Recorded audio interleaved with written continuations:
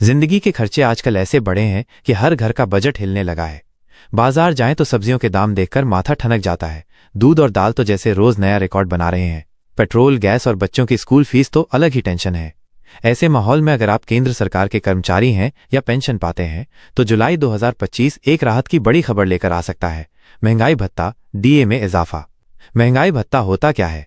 सरल भाषा में समझें तो महंगाई भत्ता आपकी सैलरी का वो हिस्सा है जो महंगाई के असर को कम करने के लिए दिया जाता है। जब चीजें महंगी होती हैं तो आपकी सैलरी की असली कीमत कम हो जाती है। इसे संतुलित करने के लिए सरकार हर 6 महीने में महंगाई के आंकड़े देखती है और उसी हिसाब से डीए बढ़ा देती है। जनवरी में एक बार, जुलाई में दूसरी बार। ये सिस्टम केंद्र सरकार के कर्मचारियों, पेंशनरों और कुछ राज्यों के सरकारी कर्मचारियों पर लागू होता है। इस बार बढ़ोतरी कितनी हो सकती है? जनवरी 2025 में डीए पहले ही 55% था।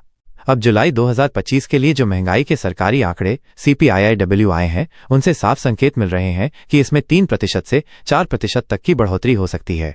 अगर 3% बढ़ा तो डीए होगा 58%। अगर 4% बढ़ा तो डीए होगा 59%। इसका सीधा मतलब आपकी मासिक सैलरी में हजारों रुपए का इजाफा। और पेंशन पाने वालों को भी उतना ही फायदा। किन लोगों को फायदा होगा?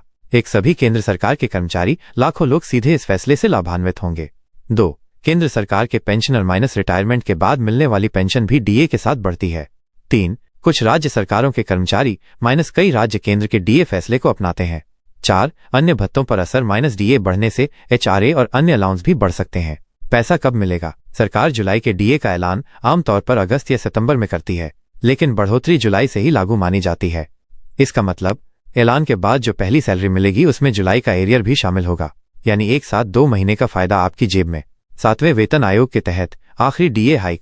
ये बढ़ोतरी 7वें वेतन आयोग के अंतर्गत आखिरी होगी, क्योंकि दिसंबर 2025 के बाद से नया 8वां वेतन आयोग लागू होने की उम्मीद है। 8वें वेतन आयोग में बेसिक सैलरी, अलाउंस और पेंशन में बड़े बदलाव हो सकते हैं, लेकिन अभी के लिए डीए हाइक ही सबसे नजदीकी राहत है। इजाफे का असर आपकी जेब पर। मान लीजिए किसी कर्मचारी की बेसिक सैलरी 30,000 रुपए है। 55% डीए इक्वल 16,500 रुपए। 58% डीए इक्वल 17,400 रुपए, यानी 900 रुपए की बढ़ोतरी। 59% डीए इक्वल 17,700 रुपए, यानी 1,200 रुपए की बढ़ोतरी। ये रकम भले छोटी लगे, लेकिन महीने दर महीने ये घर के खर्च, बच्चों की पढ़ाई या बचत में बड़ा फर्क डाल सकती है। सरकार क्यों बढ़ाती है डीए? महंगाई भत्ता सिर्फ कर्मचारियों की मदद नहीं करता, बल्कि अर्थव्यवस्था में भी एक पॉजिटिव साइकिल बनाता है। कर्मचारियों के पास खर्च करने के लिए ज्यादा पैसा आता है, मार्केट में मांग बढ़ती है, छोटे बड़े कारोबार को फायदा होता है। यानी डीए सिर्फ आपकी जेब नहीं, देश की अर्थव्यवस्था के लिए भी फायदेमंद है। इस बार उम्मीद क्यों ज्यादा है? पिछले कुछ महीनों में खुदरा महंगाई और खाने पीने की चीजों के दाम लगातार ऊपर गए हैं। CPIIW इंडेक्स में बढ़ोतरी साफ दिख रही है।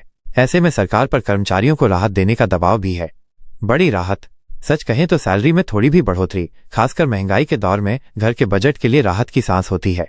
जुलाई 2025 का ये डीए हाइक भले 3% या 4% हो, लेकिन इसके असर से हर महीने की टेंशन थोड़ी कम जरूर होगी।